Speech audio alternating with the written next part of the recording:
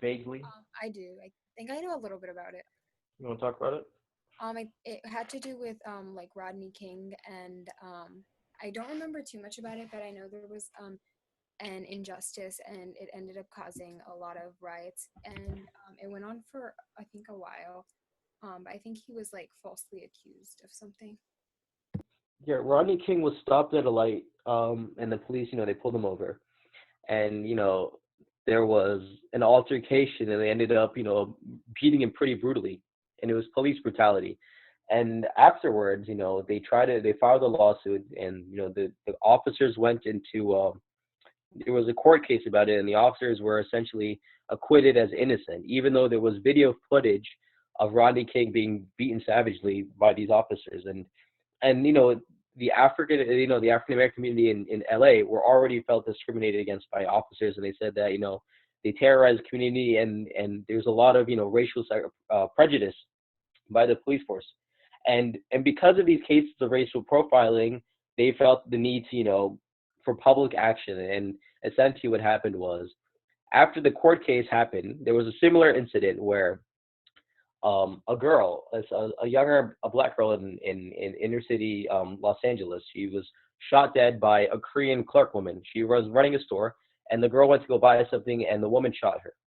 And so this happened roughly around the same time as the Rodney King incident. And that court case also got acquitted because the jury found that the woman was they ruled that she was innocent, and it was an act of self-defense, even though the girl who got shot was a child. She was, I think, around 9, 10 years old.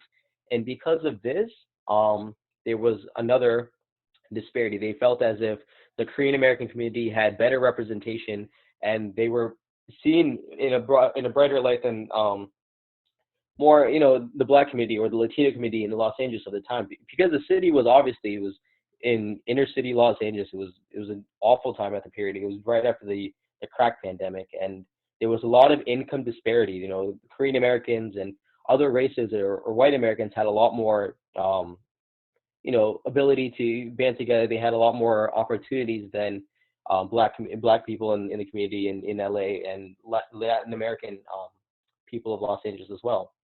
And so, because of this, they felt as if the leadership didn't give them the proper representation, and they didn't meet the needs of black people, of Latino people, and they felt they were discriminated against.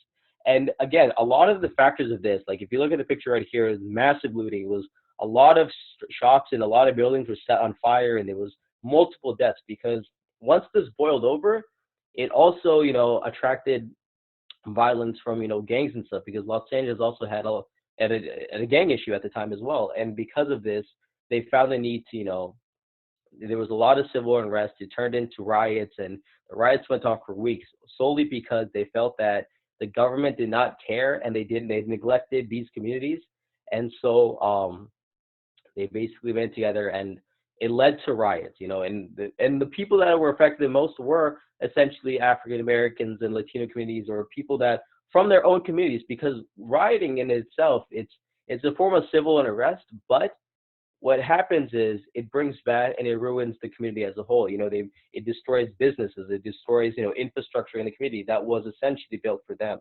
And so a lot of people who are already marginalized, black people felt the riots, it ruined the community, and the Latino American population also felt as if it was ruining the community. And essentially, what came out of it was the need for public action. We saw more people were being represented. We saw, a stronger impact by the NAACP, and other groups representing minorities that called for public action. They called for leadership at local levels.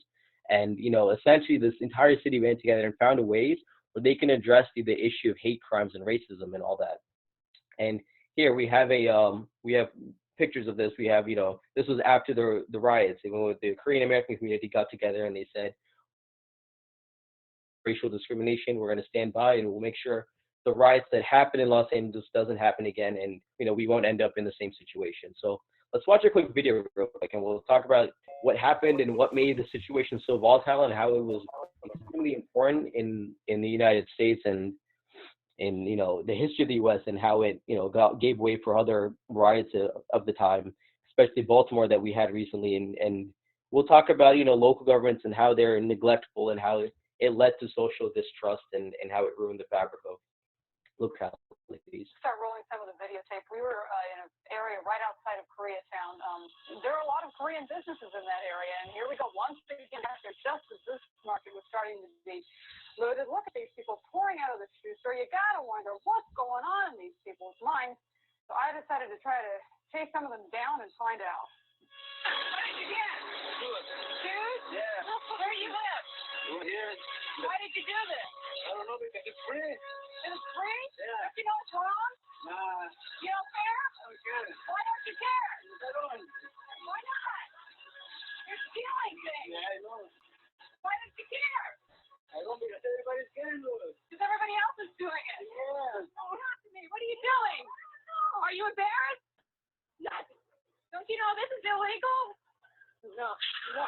United States, how come they let that happen to the place? Why didn't they gosh, don't run them out of there with the food? I got to shop. I don't have any food in the house. This poor lady, apparently she'd been walking to this store, this market store, for many, many years, and then she arrived today, and this is what she saw, and like the rest of us, she couldn't believe it, although she was hard of hearing, and she obviously just stunned. This is, you wonder what's going on inside these stores? Well, we took some shots here. Look at this. This is inside a Kenny shoe store.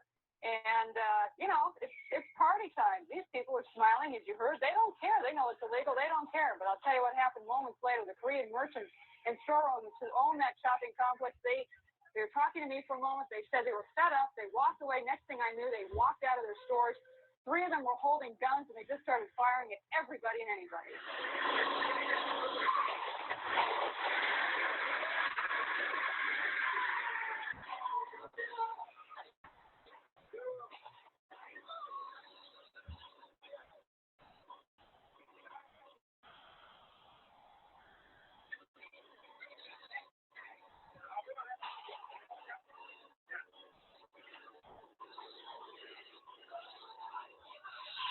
You alive?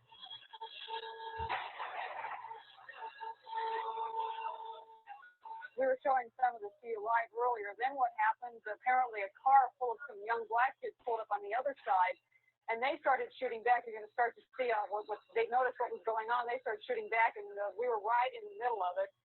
It all happened so quickly. To tell you the truth, I thought they were blanks at first. I couldn't believe that these guys had actually pulled out loaded guns, that they were. Their bullets flying all over. And here you can see, this is where they see the cars pull up and they start to shoot back.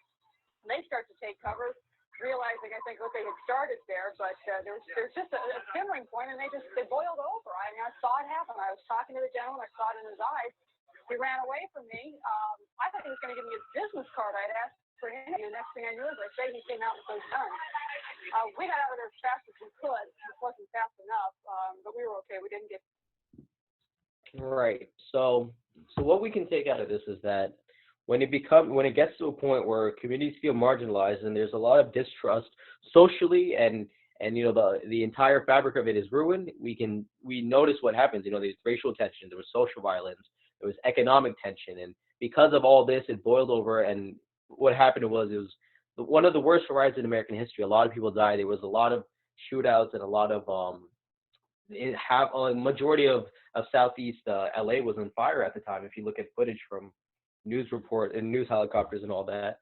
But what we can do is that what made it so volatile was the fact that local governments failed to address it, and they failed to represent marginalized societies, and they marginalized people, Black people and Latino American people in LA at the time. Because at the time, what we realized was that the police and the local governments, they neglected these communities much more and they didn't give them the same economic rights and privileges as the Korean Americans got or as white Americans got in the city. And because of this, the fabric there was a lot of social distrust, all right?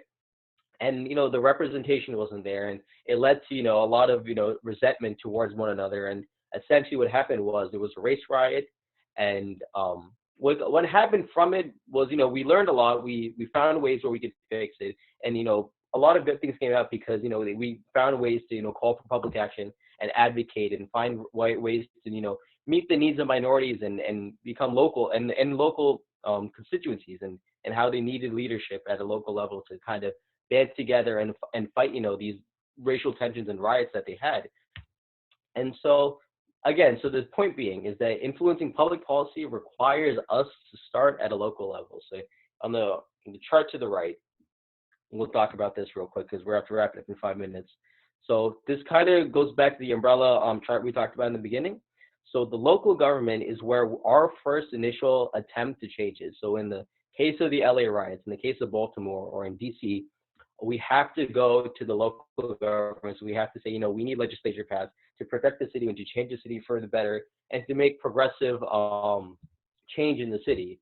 And then again, once that's cleared out, and once we find ways that we can fix our immediate communities, then if it still is an issue for the state, then that's something the state government could go to, and something that now we have the local government speaking on behalf, and then they go represented in the state government. And the issue with the LA riots was that this initial step wasn't there. They didn't get representation by the local government. The legislatures, they didn't represent them. They still had a lot of police discrimination and prejudices against these communities, against the Black community and the Latino American community. And in doing so, the distrust in the local government, that's what led to the fact that they never got an opportunity for there to be state legislature against hate crimes and all that sort of stuff. What I'm saying is that we need to find ways where we can contact our policymakers and influence change and call for public advocacy at a local level and start from the ground.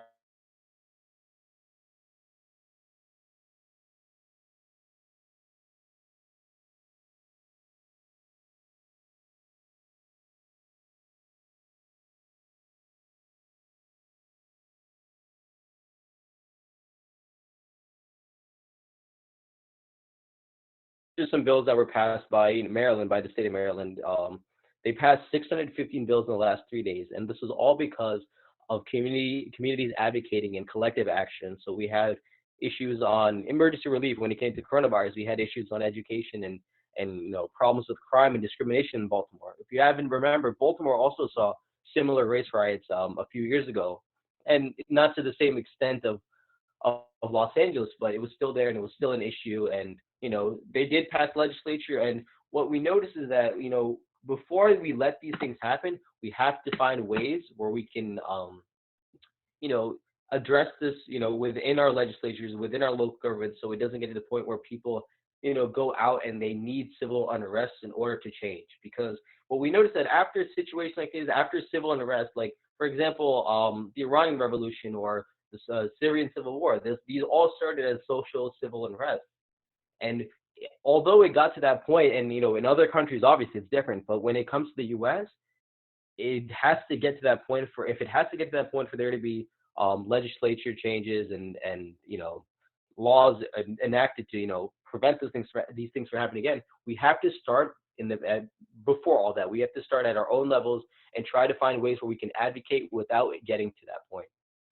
And here's some more. We had the Rain Day Fund. We had budget changes for the coronavirus, and here's some cases about hate crimes and issues about pertaining the incarceration rates in the state of Virginia and Maryland.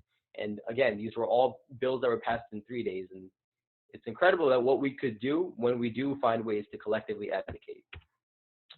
Alawi, do you want to speak about that? Do you want to talk about stuff that I think he worked on this case right here with the SG at UMD about hate crimes. You want to talk about it for a minute, or should we just wrap up? Yeah, I could talk about it for like 2 seconds. But yeah, let's hear about it. It was interesting. You guys learned a lot.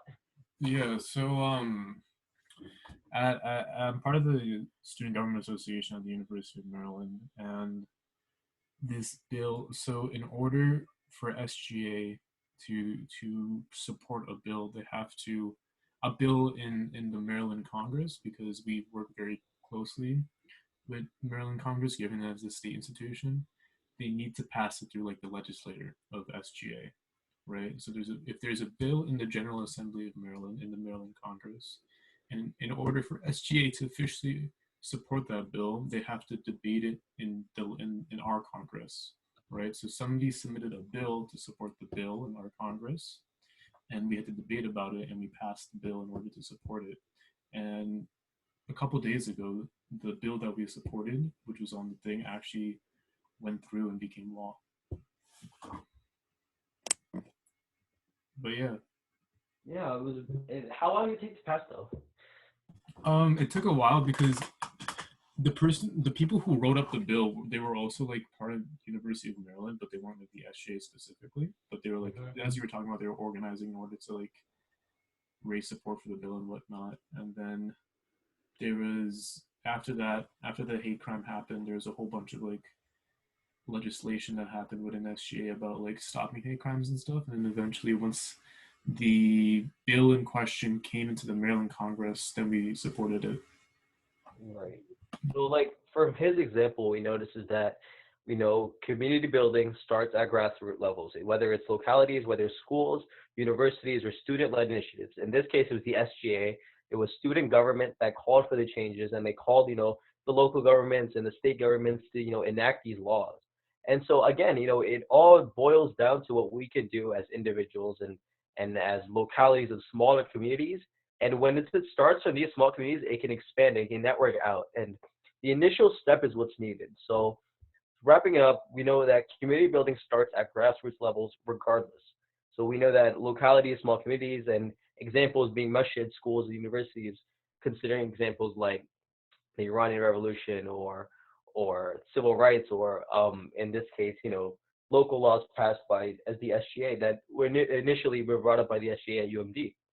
And these are all, student-led initiatives, and these are all stuff that we do believe that we need to take care of, and so we address it as, individuals of a community. And unless we find ways where we could advocate and call for this ourselves and collectively, address it, it won't get changed unless we start this up. So we have to start at grassroots levels, and we have to say, these are some like stuff that pertains to us, and we don't need other people to speak on it unless we get a chance to speak our own minds, and we're able to address it ourselves and call for what we need rather than have somebody speak on our end.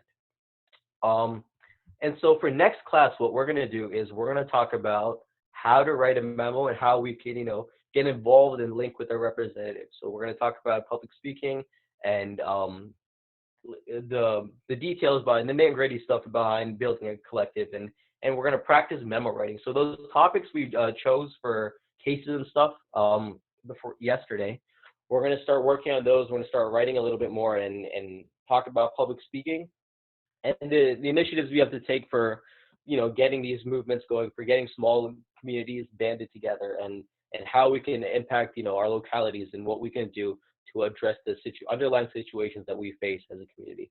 Does anybody have any questions, or are we good to go for today? Is there anything Alawi wants to say about Ilya stuff?